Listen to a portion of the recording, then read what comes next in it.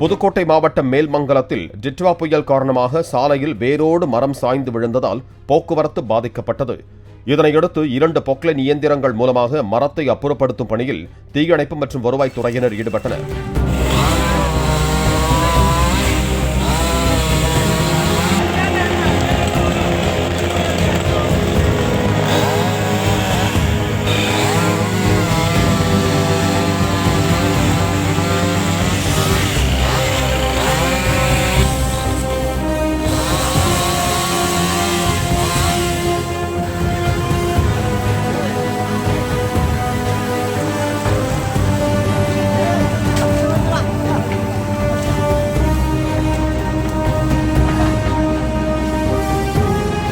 Play store மற்றும் app ஸ்டோரில் இருந்து பாலிமர் செயலியை QR கோடு மூலம் பதிவிறக்கம் செய்யுங்கள்.